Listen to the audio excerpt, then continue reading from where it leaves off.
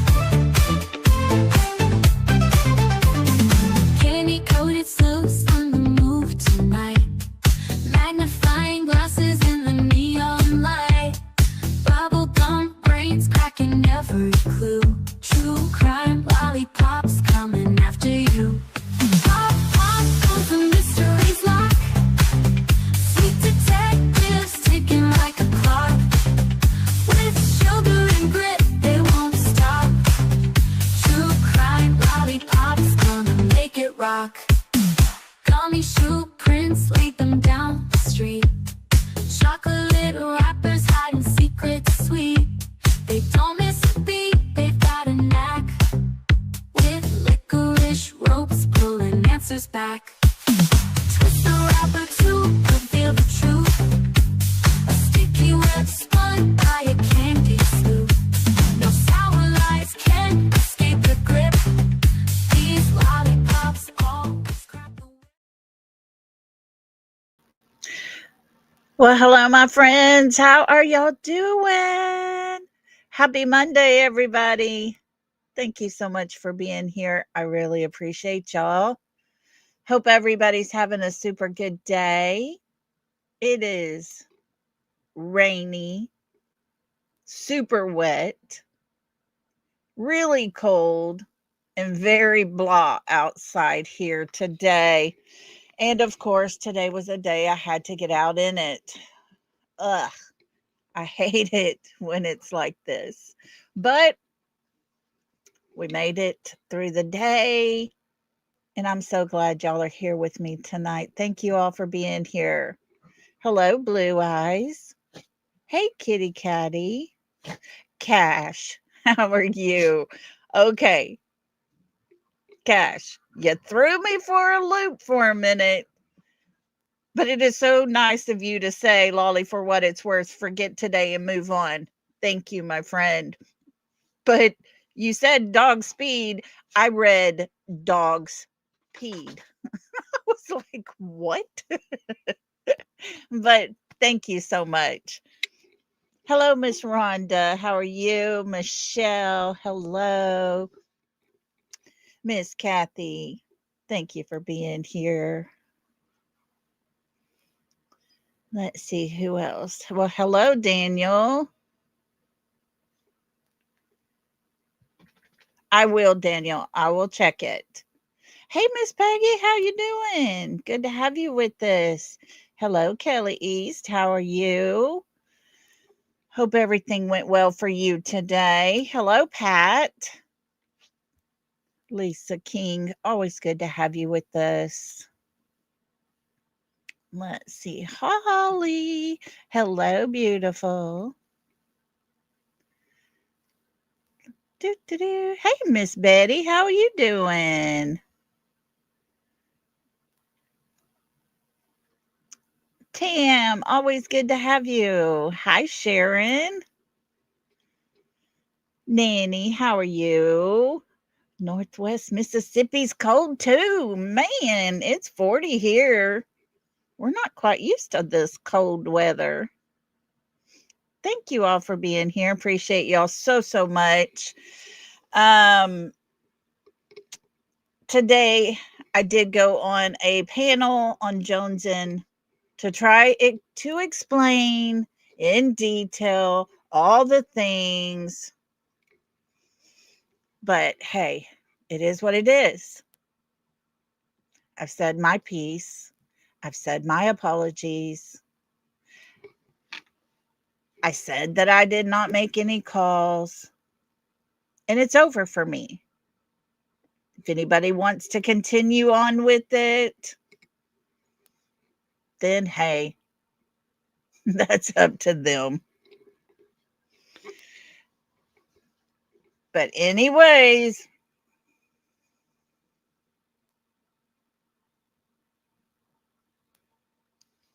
good God at the idiots that are out there in this world, y'all. Crazy. Insane. Okay, today we got some case files. We're going to try to hurry through this live today. Just got home from the doctor for my back. Oh, prayers for some relief very soon. We have a plan in action, and Mob Crew is coming on tonight, and I want to be able to watch his live, and I encourage all of you to watch as well. Before we get started, let's make sure for all those in the very back row. As always, myself, along with moderators, subscribers, and anyone in chat, express their opinions. On this channel, we present speculations, possibilities, and show things found for everyone to decide for themselves what opinion they have. We're here for helpful purposes only. We're not here for drama, hate, or anything negative. Please respect all opinions. And for those who like to go live and play my live and talk nothing but hate about me, my content is not to be used in a negative way at any time. Just for all those sitting way far in the back that can't afford front row seats. Anyways, let's get this party started. Today we're going to talk about Anna Kepner, the girl that was on vacation with her family, a mixed family that went on a cruise together. It was a dad, a mom. They both had kids. And of course, Tam, they probably weren't even wearing them. They probably were not. Hey, cool gamer. But they go on this family vacation, and all of them, except for Anna, leaves the ship alive. It is said to be that her stepbrother unalived her by reaching his arm from the back behind her. And oh no, brown eyes. Girl, you take care of yourself. You don't worry about Mauden. You just lay back and listen. We got this. Okay? You take care of you. Keep her in your prayers if you all would. She's got the big C.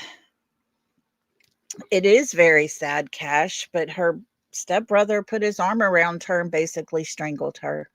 didn't take very long. And of course, there is video footage out there. I think she was 16, about to be 17, and she would be graduating this year. She had plans to go to college, had her whole life ahead of her. Grandparents were on the cruise, having a wonderful time. Unfortunately, things did not turn out well. And as soon as her body was removed from the ship and the family was being escorted out, they immediately sent the stepbrother to a hospital. She was 18, he was 16. Is that what it is? Okay. All right. We're going to watch some clips here. He went to a mental hospital. I honestly believe it was probably part of a defense. I mean, he said he can't remember anything that happened. I'm not sure, but Nanny, we're fixing to find out for sure. Okay. So let me get my banner going across the bottom because, you know, people like to try to strike your channel. Oh, but it doesn't take long for people to see the truth. The truth always comes to light, funny as it may be. All right, let's get our music playing. All of these channels are in the description of this video,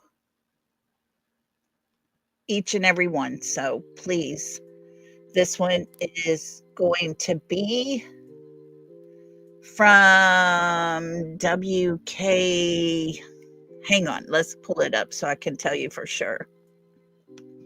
WKMV or something like that. Here we go. And I do have it sped up a little bit. Closed caption is on for this one. And the next one will not have closed caption. So, WKMG News 6. This is in Orlando. Here we go. Let's listen. Oh, crap. Hold on. Y'all know me and pushing buttons. Anna Kepner's 16-year-old stepbrother, quote, is a suspect in her death on a Carnival cruise ship. That information is not coming from law enforcement. It's coming from the 16-year-old's parents. Those parents were just in court. If the court isn't aware that apparently this has been made national news. Okay, on the top right corner is the stepmother to Anna. On the bottom is her ex-husband, the stepbrother's father. They have been in a custody battle over this young girl and, this young man and his brother. So let's listen here. Online court hearing involving a child custody case took place just hours before a memorial service honoring Anna Kepner, who was found dead on a Carnival cruise ship. The teen was joined on that cruise by her father, her stepmother, and at least two of her stepmother's children from another marriage, a nearly 9-year-old daughter and 16-year-old son. Those two children were the subject of this court hearing.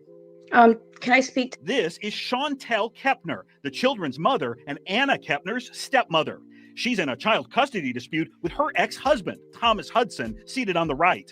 The former couple says their 16-year-old son, quote, is a suspect in his stepsister's death.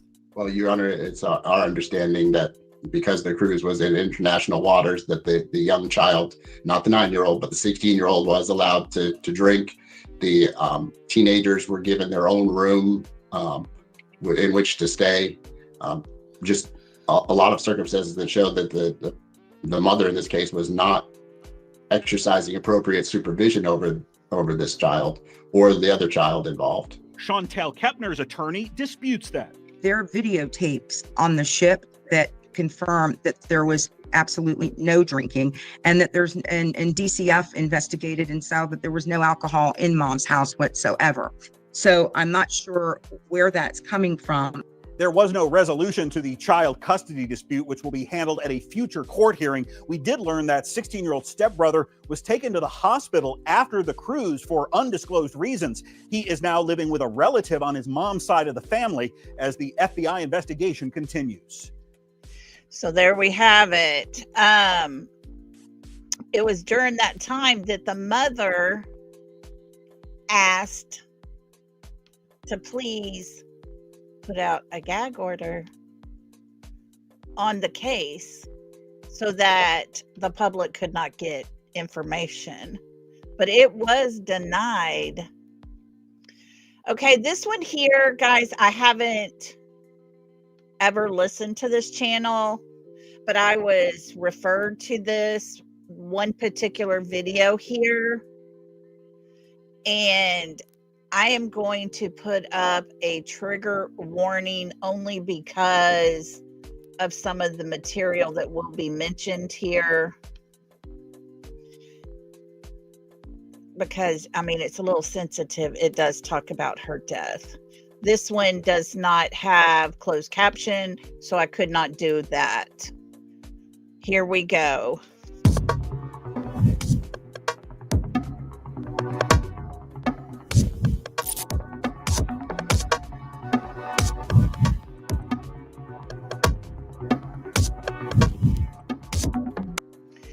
I'm going to pause it here so that you can see on the left, she was running. He's coming out of the room in what looks to be his boxers. And on the right, you can see the stranglehold that he gets on her. It's very, very, very sad.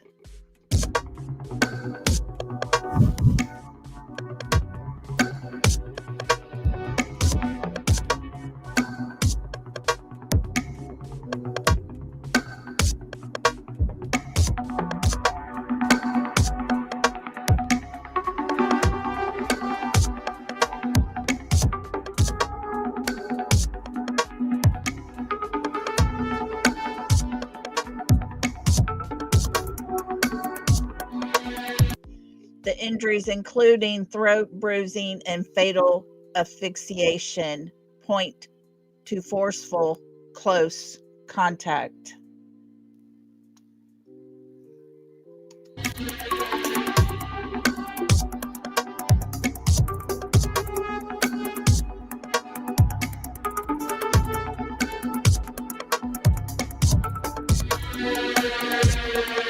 No drugs in her system, alcohol, or any signs of assault in her system, pointing towards a targeted and personal unaliving.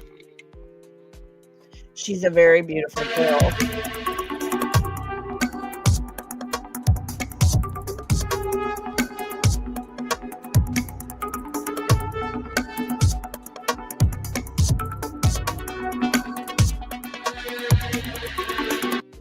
Her body was found hidden under a bed on the Carnival Horizon, wrapped in a blanket, and had life jackets in front of her body.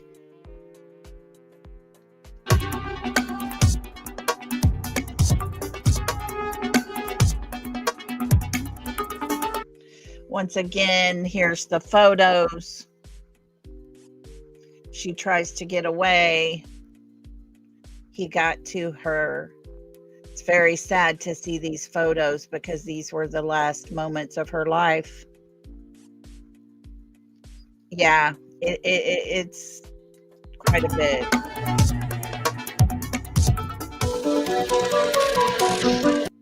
An unverified CCTV clip of the alleged attack is now viral, sparking accusations against her stepbrother. And they did say there is a video from the footage, but they are not releasing the video itself.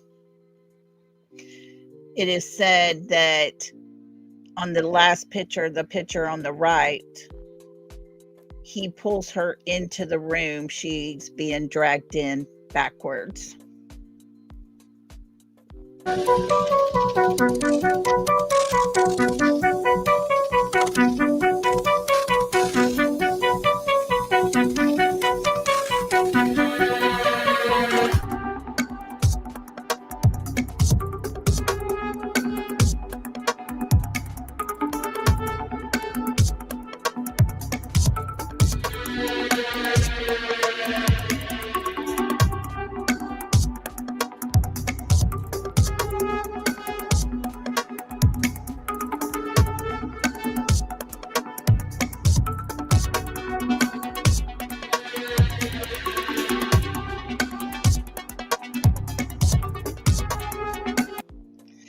Alleged warnings were made to her family, but reports say they were dismissed as aggregation.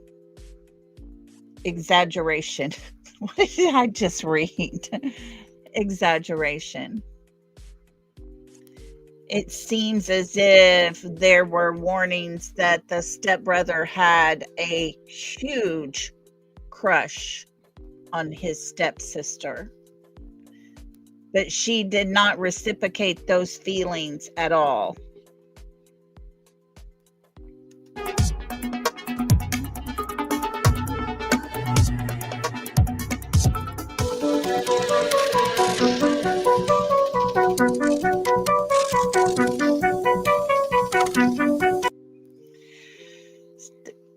It says the troubled home life included custody, warfare, abuse, accusations, and years of emotional tension between the parents.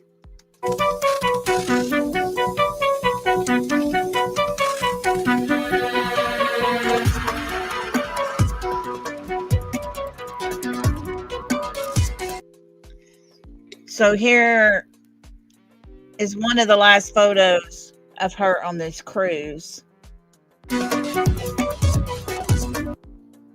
It deepens with the Kepner's mother alleging that she was barred from attending the funeral due to a family feud.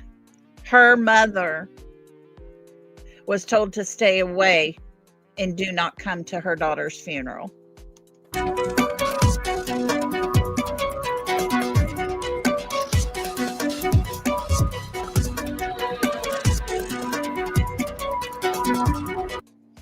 All right, that was Times Entertainment. Like I said, I'm not sure about this channel, but everything is just right in step with what we've heard from other credible sources. And so I wanted to show you that. Next, we're going to watch Brian Entin, because we all know, is amazing at what he does. So here we go. Let's get this a little bigger. Hey guys, thanks so much for checking out my show. I really, really appreciate it. Please click to subscribe. I am continuing to investigate Anna Kepner's death on the Carnival Horizon. I did see it a little bit ago. I don't understand why they had the three teenagers together in one room. I agree, especially after the allegations. Hey Keely. Hi, beautiful.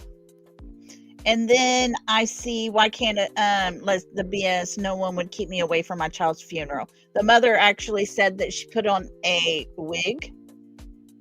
She wore very high heels because she's very short and petite. So she tried to increase her height so that she was not recognized. And she did say, she said at the very back of the room, ain't no way somebody would keep me from my daughter's funeral either. But here we go. Aloha, my friend. How are you doing? Let's listen to what Brian has to say. There still hasn't been an arrest. The reports that she died of asphyxiation and a bar hold. In this episode, I'm digging into what that means, especially when it comes to timing. And some of this stuff is difficult to talk about, but how long would it take for someone to die that way? And what may have happened inside that cabin involving the stepbrother? I'm digging into all of it in this episode of Brian Entin Investigates. Still so many questions about Anna Kepner's death, but a lot more is now coming in to clarity. The reports of how she died, asphyxiation with a bar hold, which again, I'm going to have an expert explain in detail in a second. Her grandma says her body was in perfect condition. That's the way she described it. No signs of sexual assault, she says, or of alcohol or drugs in Anna's system. And as for her alleged suspect stepbrother, the grandma says he was in a room with her. He was the only one seen coming and going. He said he does not remember what happened.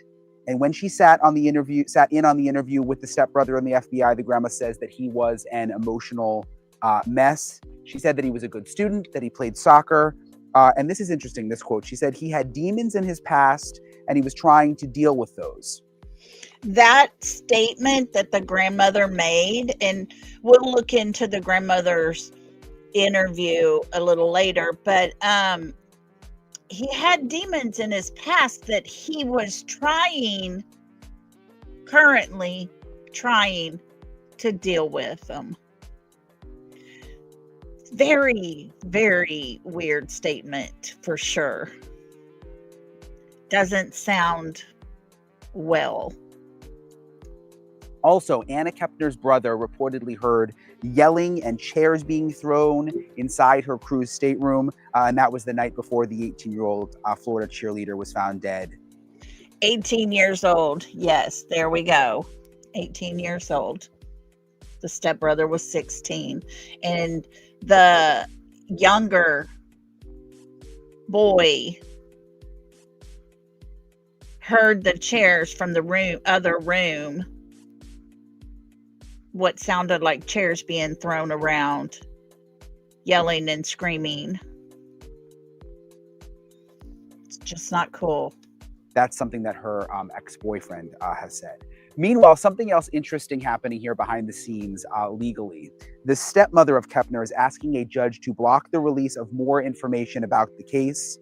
The stepmother is seeking to have any further filings referencing the minor child or parties involved submitted under seal to prevent access to certain records. The document aims to prohibit either party from discussing, disclosing, or posting information concerning the family court and court proceedings under the criminal investigation until the criminal investigation concludes. Again, a lot of this information that we found out about what's been happening behind the scenes here and the stepbrother being a suspect has all come out through these documents related to family court. And now the stepmother is trying to put the kibosh on that, saying that all of those records should now be closed off. So a lot of moving pieces here when it comes to this investigation. I'm joined now by Steve Moore, former FBI agent. Always nice to see you. Like I said, the stepmother is trying her best to keep a lid on everything, but I think that's going to be hard to do, especially with the court case happening between the stepmother and her ex-husband pertaining to her children. Is she trying to protect her custody case? Is she trying to protect her son?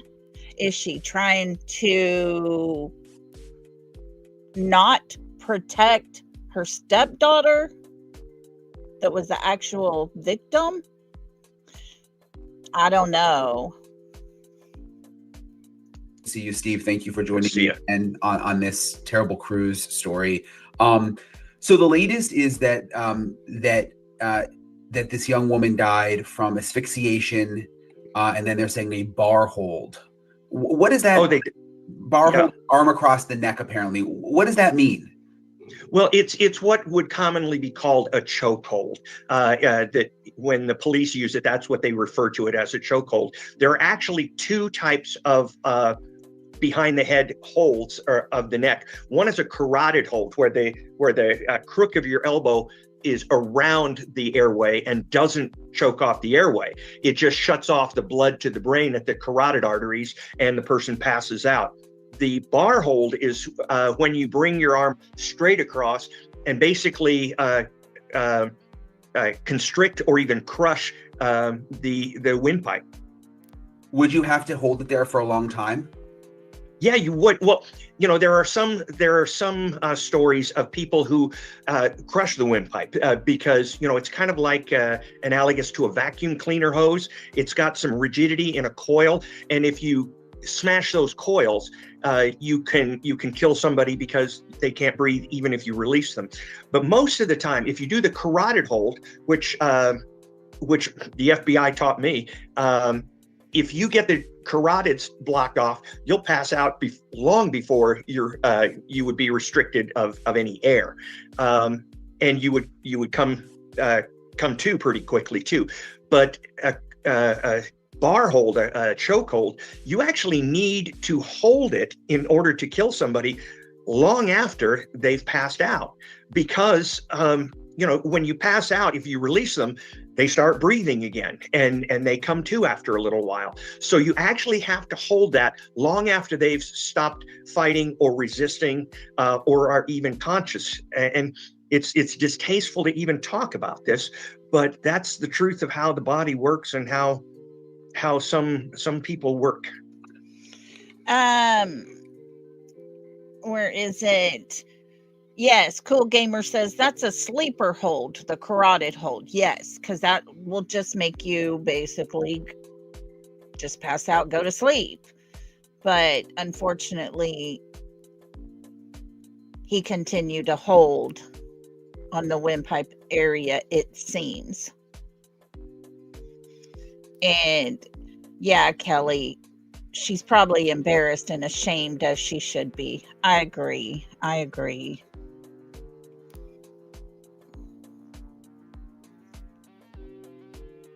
Okay, the mother, the real mother, Kelly East, she has had contact with her daughter, from what I've heard, and this was her words, but she was not seeing her daughter. She had had a troubled past, and therefore the dad had full custody.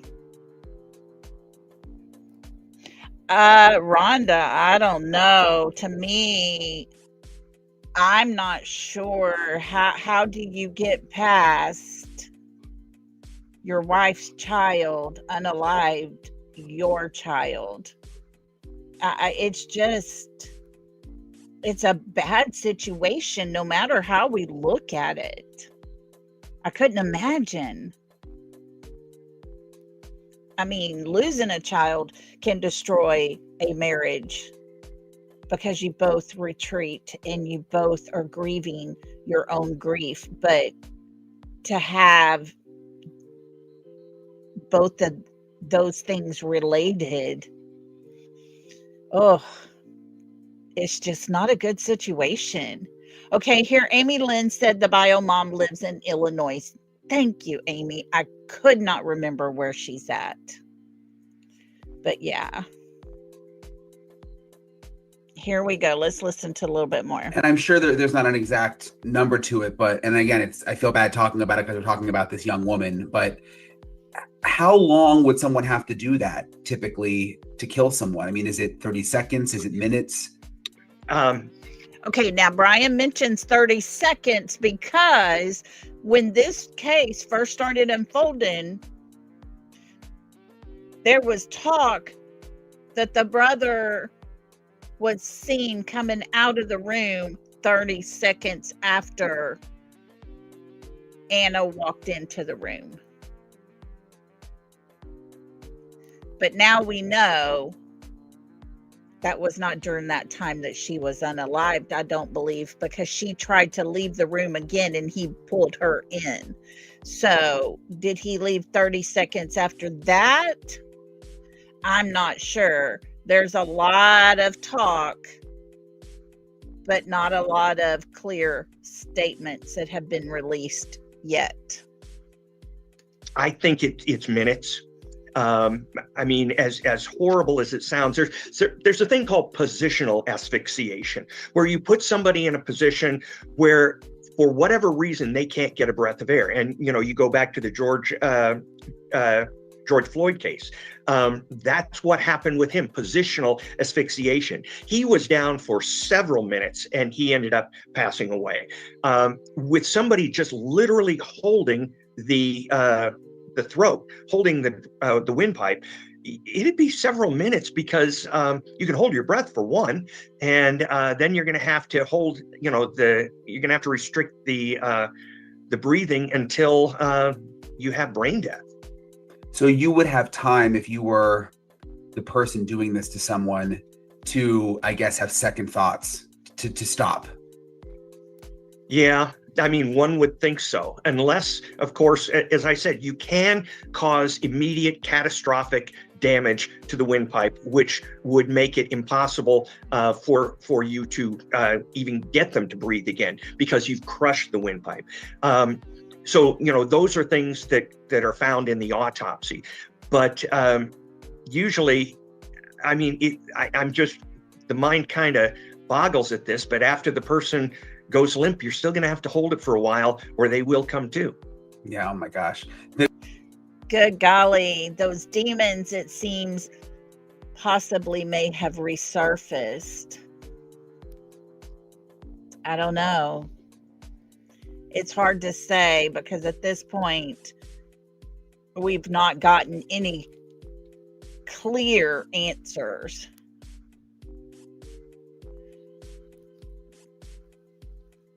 The grandma was saying that the body was, in her words, in perfect condition, and that there were no signs of sexual assault, no drugs or alcohol. What stands out to you about that? Well, whatever purpose this whole attack began with, whatever they had decided that they wanted to do or tried to do, it didn't happen unless their goal from step one was killing this person. And that's their only goal, which does not strike me as logical. But if there was no other damage, no bruising, no nail, I mean, she had her nails done. If they weren't broken, if he didn't have scratches all over his body or in his face, it makes me wonder how he was able to get her in that hold without a fight. You would see in situations like this where there was a fight, things on the floor broken, everything would be messed up. And even if they cleaned it up after that, you would still find that the assailant would have scratches, especially with a woman who had her nails done. She also would have epithelial cells of the assailant under her nails, which would pretty much tell you who did this. So I'm curious as to whether there were visible injuries on the stepson, which they're calling a suspect now. If he got her into a bar hold, could she fight back in that position? I mean, I guess, could you still use your arms in that position? Yeah, I think you could. I mean, you can just reach back behind your head and scratch the face. I've never seen these things where somebody was actively resisting, where they didn't fight back, which leads me to the question of whether she was already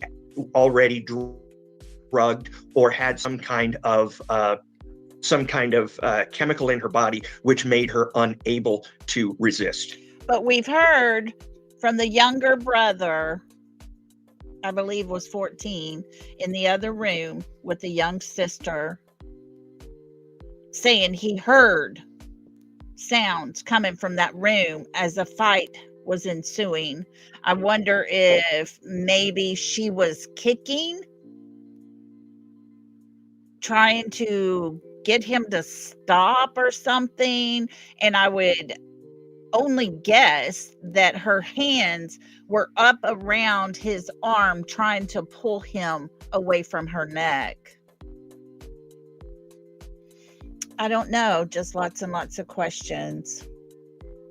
But no matter how you look at it, this beautiful young girl who had her whole life ahead of her is no longer alive. Yeah, because I was wondering that too. Like if she had been drinking or something and was already kind of out of it. But now that they're saying no signs of drug or alcohol, granted, we haven't gotten the full toxicology back yet. But so far the indications are that she wasn't under the influence of anything. Right. And, what that sometimes can be, I would be very curious as to what she was wearing at the time.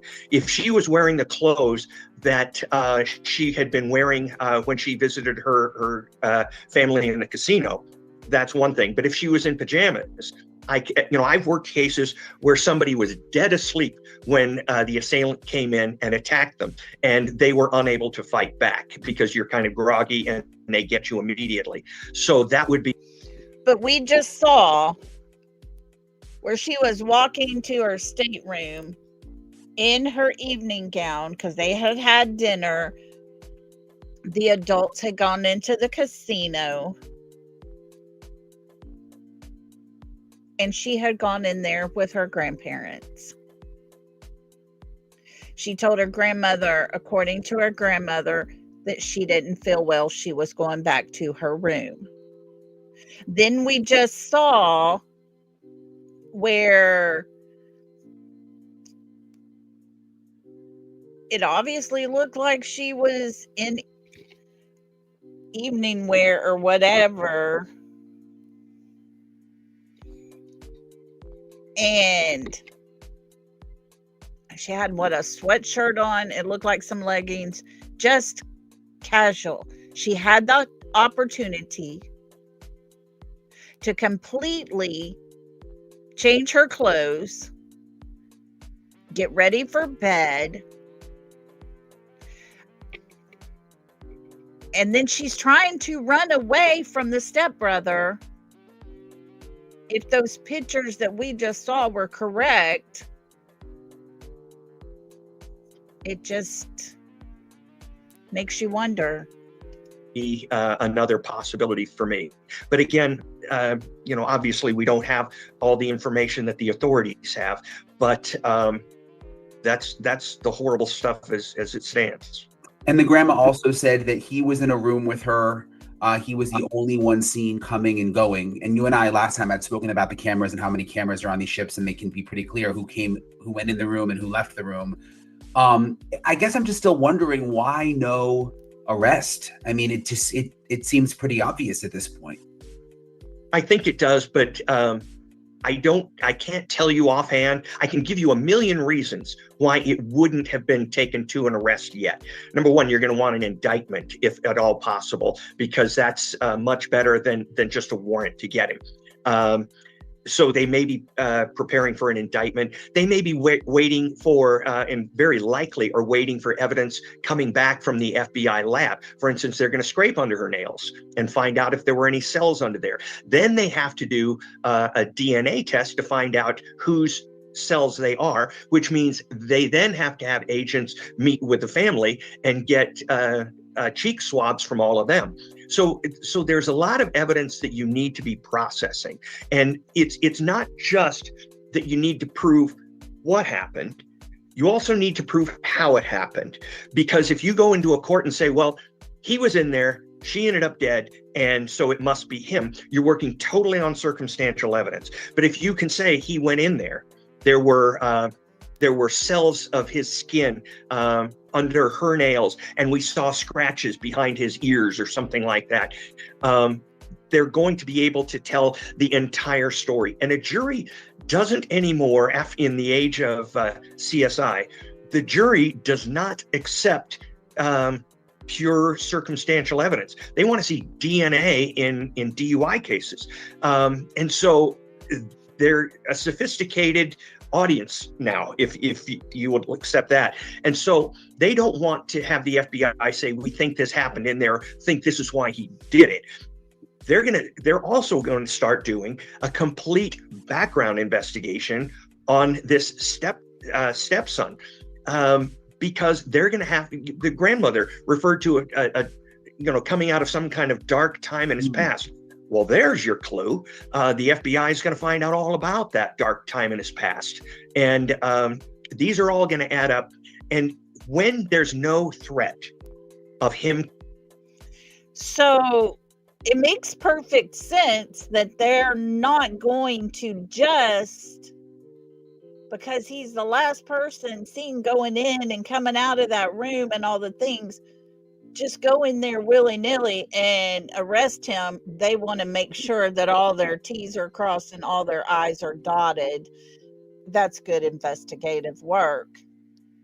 They don't want to take a chance in anything happening and him getting out of it. Looky here. I'm out. I'm too honest for this. Thank you so much for the 5 gifted memberships. If you were one of the lucky people to get a membership, please tell I'm out. Thank you so much, because that was so gracious to gift. And real quick, for those new members, welcome to the South. Welcome to the South. We break that good stuff out. We got enough to go around. So can I get a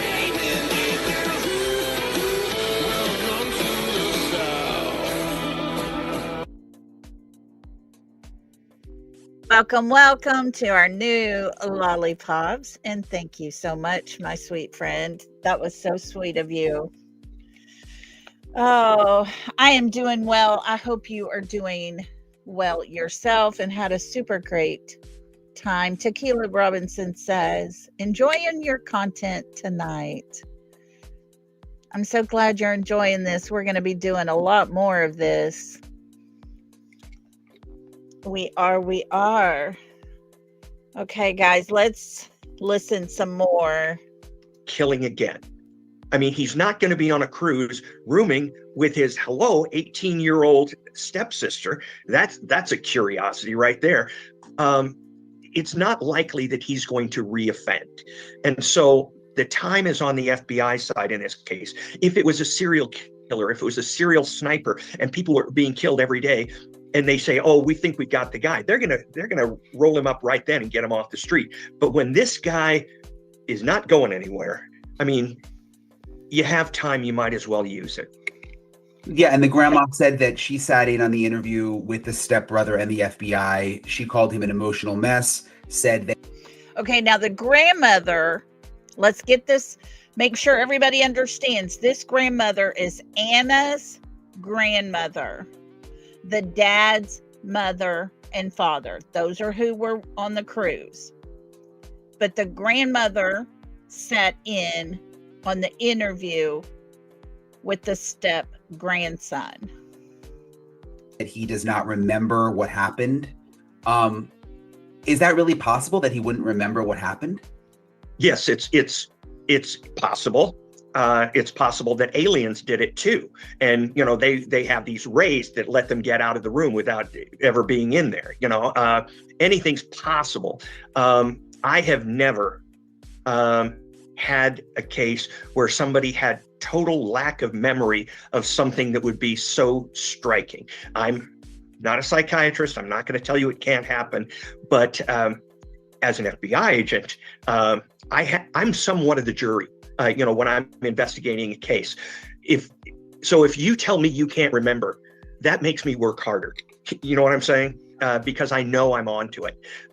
It does not convince me at all that he couldn't, that he claims he can't remember. And as far as being emotional, people who kill other people and wish they hadn't, they're often emotional and sometimes absolutely hysterical. But wow.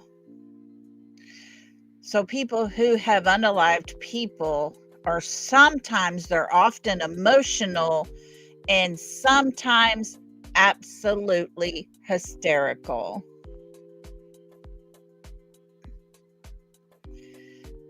I don't know how anybody could unalive another person and just walk away, but we do know that's happened. We've even heard of people who have unalived, you know, their own family, and yet went out and got something to eat after it was over with. Yes, I'm out. This is Anna Kepner.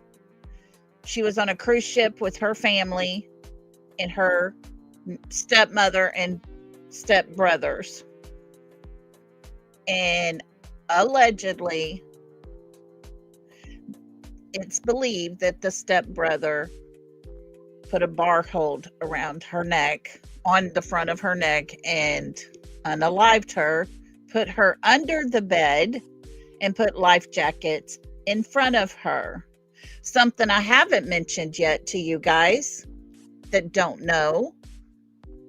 The maid came in the next morning early to clean the room. She was trying to figure out, why are these life jackets up under here like this? So she to put them in their place and found Anna's body.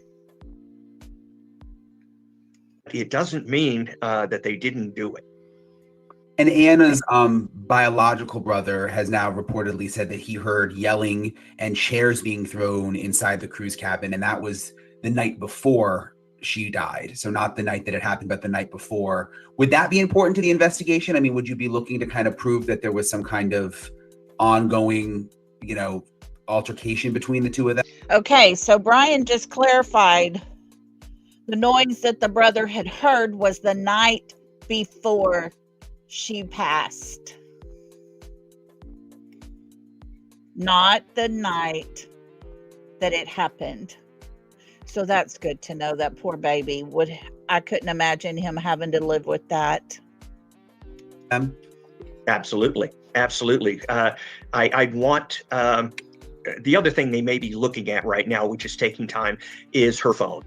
Who did she talk to? Who did she write? If an 18-year-old popular girl is being in any way threatened, sexually or physically, by her roommate, who is not related to her except by marriage, do you think she's not going to communicate that to a girlfriend? Do you think she's not going to write it down? Do you think she's not going to tell anybody? Number one.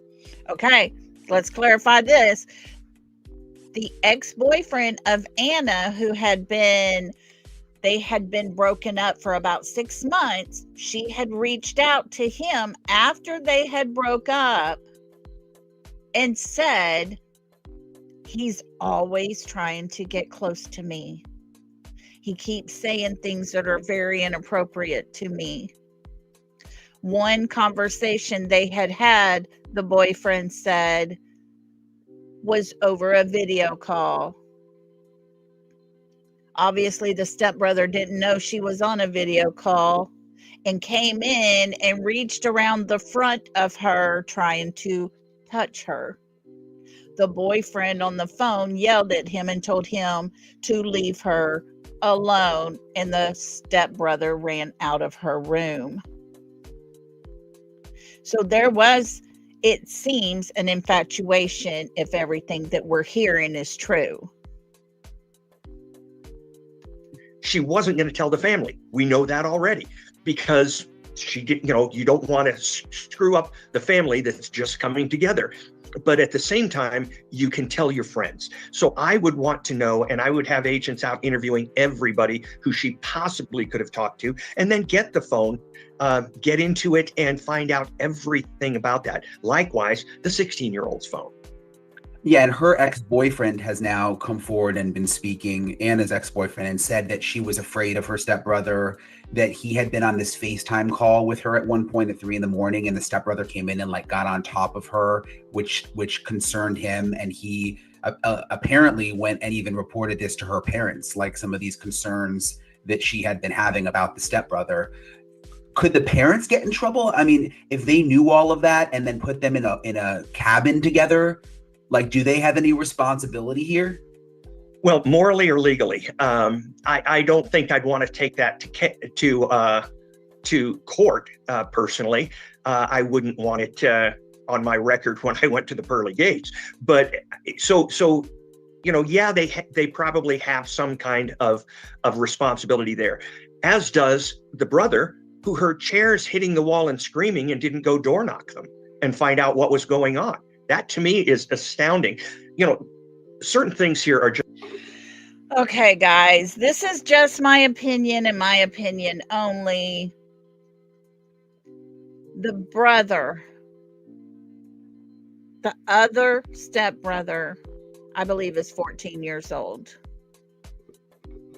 I'm not sure that he should have I don't know. I just, he should have told his parents at least, I would think. But if he didn't, I would hate to put anything like that on him. Was bothersome to me that on a cruise where she's got female relatives to sleep with, they put a 16-year-old boy in with her that allegedly the parents had been told was kind of strange about her. That doesn't work with me. The brother didn't door knock when he heard chairs hitting the wall. And by the way, how does he know it was a chair? There's just too many things that are unexpected in this, and I'd really like to learn a lot more. But that's, I think, what's going on. And I agree with him. I'd like to hear a whole lot more on this because, we are hearing just a little hearsay here and there, but we don't have all the facts. What we are hearing is very troublesome. If Anna's parents, her dad and her stepmother, knew that she was uncomfortable with this young man, why would they put her in a room with him? And I would hope that the brother the night before had said something to the parents. I would hope that he would have at least asked them what the heck was going on. But it was his brother. So I'm wondering if he was thinking, oh, maybe she gave in to him and his feelings. I don't know. Now, once again, just my opinion. But those parents, that young man was underage. And there should have been a lot more accountability happening. And that's my opinion. What do you think the timeline will be like? Just because all this information has been coming out, not from the FBI, but there were these custody documents that came out that showed that he was a suspect, the stepbrother, and then family members are now talking. But in terms of a timeline, like officially from the FBI, like, do you think we're going to see an arrest soon? I would expect an arrest anytime within this week to 3 weeks. And that's because the FBI doesn't want to unnecessarily delay, but they want to have their ducks in a row. And that's just a big thing about the FBI. Just do not do anything until you're forced to do it. And because you could lose a case, and if you wait too long making a good case, you could possibly have something bad happen because the person is still out. But you have to make sure you know where you're jumping before you jump. And so I would expect it depends only on how long it takes to get the evidence that they're waiting for that would prove, I'm sure they have a hypothesis of the crime. The fact that that we had just discussed a minute ago, where if somebody jumped on top of her and surprised her in bed, that could mean that she wasn't able to fight back. Well, now we've got a witness saying that he saw that brother jump on her back, very similar to what we had just discussed. So the FBI, I'm sure, has a real strong idea about what happened in that room, knows the evidence they have to prove it, and want to get those back. And once they have them all, they will present it to the United States Attorney. The United States Attorney will say, oh yeah, this is, we got him. Then I would expect them taking it to a grand jury because he is a minor, and go from there. Do they have to wait for the finalized medical examiner report to file charges? I mean, if they're still waiting on some of the pending toxicology, they don't have to. They don't have to, but it's you don't have to buckle your seatbelts either. 90% of the time you won't get in trouble if you do that, but the 10th time something will come back that completely screws up your case. So do you think that could have to be playing a part in this?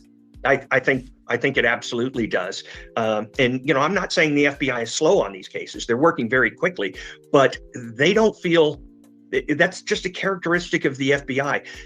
There's never, unless you've got people dying every day or every few days or weeks, there's not a panic to make a murder case, because you only get one bite at the apple. And if you screw it up, the person's out.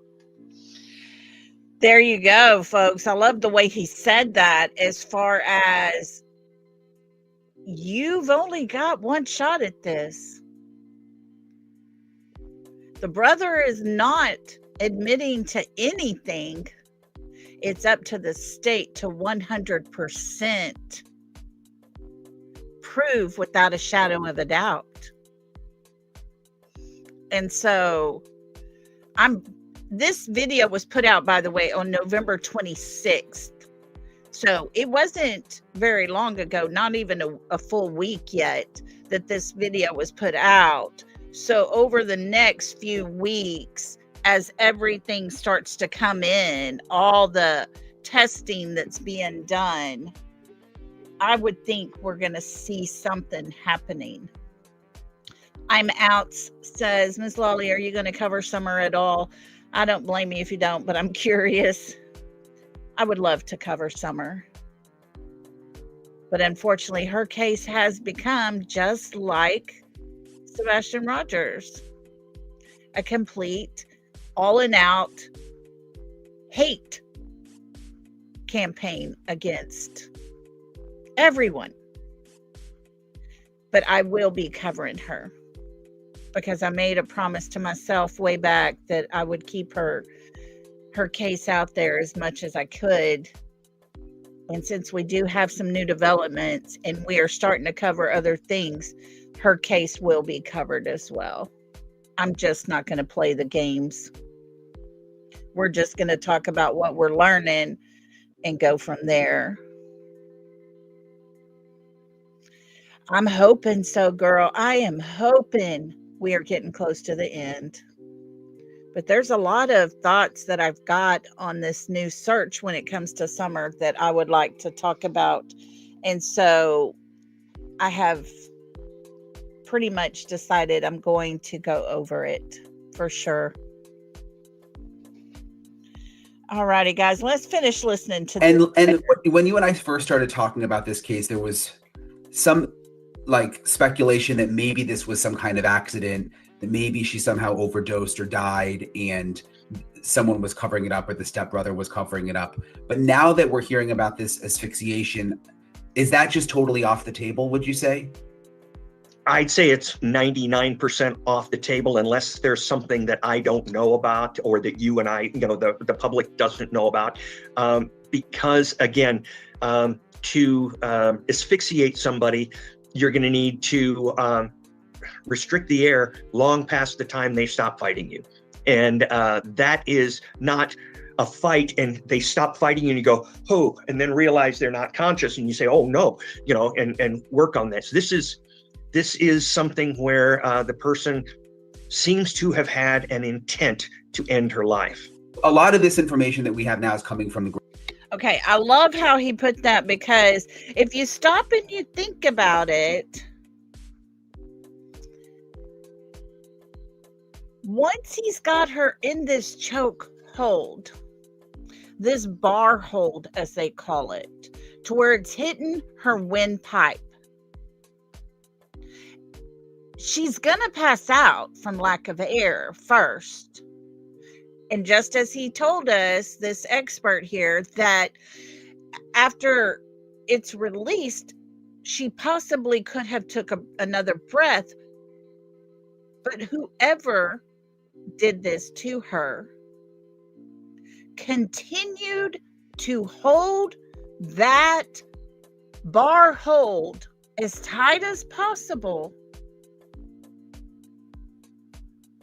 There was no, oh my gosh, what am I doing moment, because he continued to hold it. That's very scary.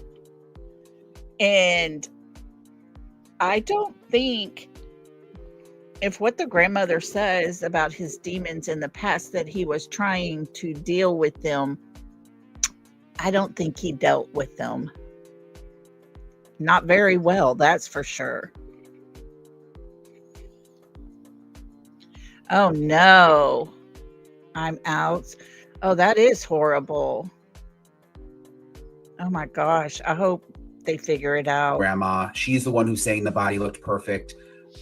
Do you think she's credible in what she's telling us? I mean, could she not just be getting all the information? And also, I mean, it seems she thought that everything was just hunky-dory with her family too on this cruise, and now we're learning that it wasn't. Yeah, no, and that's a real good question. This is, and I'd answer it in a two-parter. First of all, the grandmother is part of the family who says everything's going fine, with this family merger, and everybody's getting along great, and we're just one big happy family. And at the same time, we have a witness saying that he had already told the family that the stepbrother was acting strangely in a potentially sexually obsessive way towards her. So if that's true, the family knew about it, and you don't think they're going to discuss it among themselves. Secondarily, a witness saw him jump on her. You have people putting a 16-year-old boy rooming with an 18-year-old girl on a cruise. That doesn't make sense. And then the brother hears chairs hitting the wall, and he doesn't go investigate. So the family is not completely credible to me. That's number one. Number two, even if she is credible, how much of the body did she see? A lot of marks and bruises don't appear immediately on a body. So there could be subcutaneous bruises, things that are not going to be visible to somebody standing 5 feet away. I have heard, nothing confirmed, once again, all of it is just at this time alleged, but I have heard that she did have bruising on the front of her neck. Hey, Deafening Silence, good to see you. I'm sure they didn't let her go investigate the body. So it could be that there are many more injuries on the victim that she is talking about, or she's not talking about, and the FBI certainly isn't gonna, they don't have a podcast. And so, yeah, the FBI probably knows a whole lot more than what the family does at this point.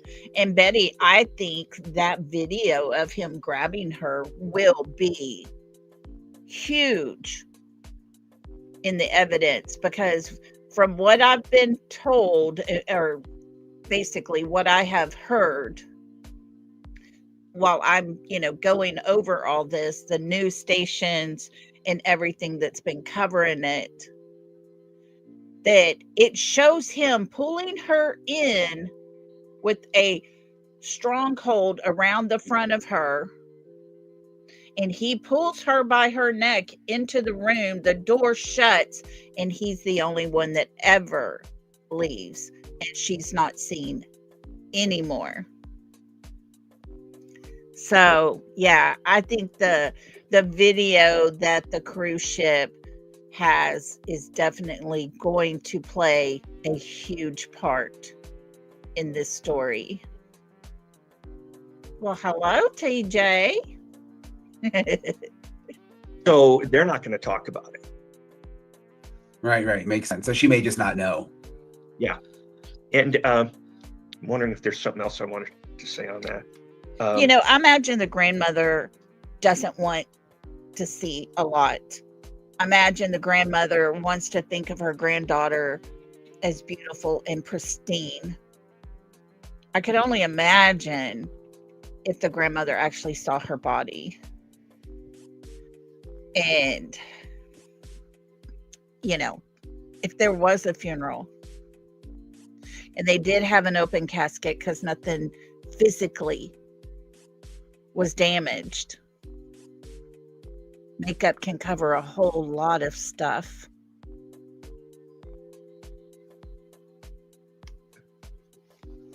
Yeah, I think right now the really important evidence is going to be what's on the physical evidence on her body, the physical evidence that they could glean from the alleged assailant's luggage and clothes.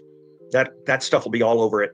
And they're probably going to interview him again, unless they feel there's no benefit to doing it. If they can tap this down without a confession, they'll do it, because confessions from minors generally are not very valuable in court. With these custody hearings that have been happening, the mom has taken the fifth, saying that she doesn't want to answer any questions or anything that could potentially interfere now with this criminal investigation involving the son. So it seems like they're trying to, and she's got. Agatha says, is the video real? I haven't seen it on any legit channel. Can someone point me in the right direction? I have heard there is definitely a video that the cruise ship has, because there's cameras all up and down those hallways.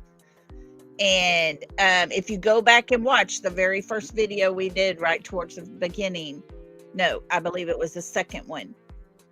I don't know the channel. I can't give credit too much, but it does show him. It does show her outside the room. And the very last picture does show he has his arm around her neck, pulling her to the door. So The history there, and there's been a lot of stuff going on behind the scenes for years with this family involving the law. She doesn't seem naive to the process here. No, and she can take the fifth all she wants for herself, but she can't take the fifth for another person. So we'll see how that goes. And if she intends to not talk to authorities, there's a clue. And if the stepson refuses to talk anymore with the FBI, then that's an indication too. It's not admissible in court, but it's certainly that's like telling an FBI agent, or telling a dog sick 'em. That's to an FBI agent. That's the same thing. We know where we're going now. it's huge when a parent pleads the fifth. Where we heard that one before. But as far as her being cremated, that's rumored that I've heard that the stepmother made that decision. Surely the stepmother didn't make that decision without the father as well, and her grandmother, I'm sure. I don't know. I can't speak on it too much because I don't have anything at this point verified. But by the time her body was released to the family for burial, they had everything they needed. I'm going to guarantee it. And because it was in international water, it's the FBI that's over this case. There is no local authority, no port authority. It's the FBI that has taken this case. And you know that they have probably done toxicology reports.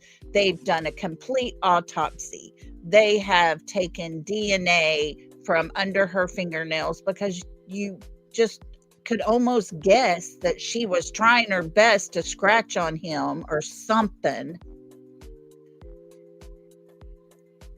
All the things. And if there was any fluid leaking from her onto him, was it still there? Was it on his clothes or anything like that?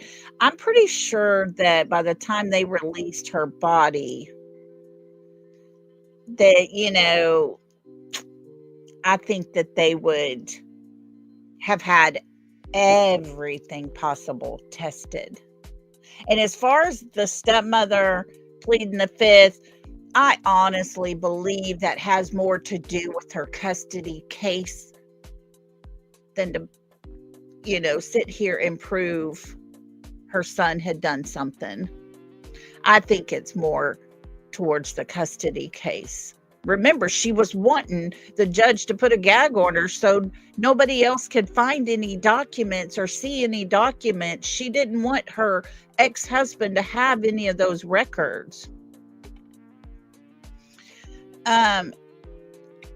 Deafening Silence says, Lolly, in my opinion, in suspicious deaths, I don't think it should be allowed to cremate burial, only so they can go back. You are right. I think that is something that could be very important. We need to look into that and see, is that a law that can maybe be put into place? Because you're right. What if after all the tests come back, they needed something else and now they can't go to her body to get it? I think you're onto something very good there. But I do think the stepmother's a little more concerned about her custody battle, especially after her son was in a room with his stepsister that he was infatuated with and unalived her, allegedly.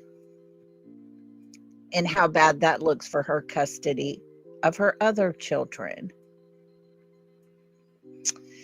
I think Miss Rhonda, at the age he is, I'm going to guess they will probably more than likely try him as an adult. I don't agree with that, but, if you can't choose to drink beer until you're 21 years of age in most states because your brain hadn't fully developed to make good choices, then how are you going to try somebody as an adult when they're not, for unaliving someone? I don't know. It's a double-edged sword with that one. Kind of a no-win situation. It is, Agatha, so strange that they let them share a room. Okay, we're going to try to hurry through this because Mob Crew will be going live just soon. My last thing, if there's a camera that shows the stepbrother going in and being the only one going in and her going in, and then she's dead of asphyxiation, like, what more is there to do? What a defense attorney will try to do and could possibly do fairly effectively is dispute the time of death. And so once you do that, there may be other people who came in and out of that room during that time. I don't know.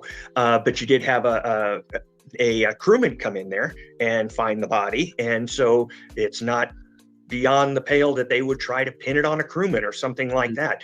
So there's all sorts of things a clever attorney could do, seeing as how they don't have an accurate time of death. If they had one, they could say only 2 people in that room, and then 1 comes out. That's pretty strong. I would have to see how long the film goes back, and then if there's ever a break in the film, they'll say, oh, what happened during this time? And then if I remember correctly, on a lot of these ships, they don't have the memory to keep these tapes going 24 hours a day and keep 6 months of time on these things. So a lot of them will re-record over the computer memory to keep it. Okay, now I heard that there was a news channel there in Florida that covered it and said that the FBI had confirmed to them that they did get the video footage that next morning as soon as they heard what had happened. They retrieved that footage. They have it. Going. So you may only have a few hours on these tapes. You could have up to 24 hours, but there's all sorts of doubt that a defense attorney could induce, saying somebody who wanted to kill her could have stayed under that bed for 24 hours waiting for her, and then came out. When the stepson left, that was what they were waiting for. It's amazing what can be done.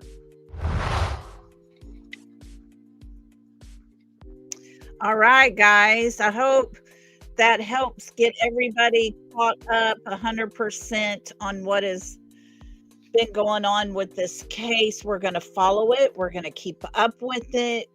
I definitely want to continue to follow this case because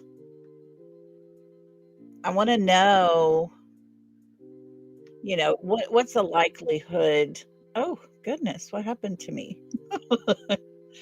What is the likelihood that her stepbrother actually did do this? So we're going to stay on it. We're going to follow this case. And I think once all the evidence comes back, we're going to see some movement. So guys, I appreciate y'all staying with me as long as you have. I know Mob Crew is fixing to go live here any minute. Thank you for supporting me and being here. First of all, thank you for believing in me after all the mess that has occurred. I do appreciate each and every one of y'all. And we'll come back tomorrow. Tomorrow, let's talk about Summer Wells. Let's talk about the new development. Let's see, in our opinions, how close we are to getting some answers for that sweet girl. And so, thank you so much, everybody. Y'all have a super great night. And until next time, love and hugs, everybody. Good night.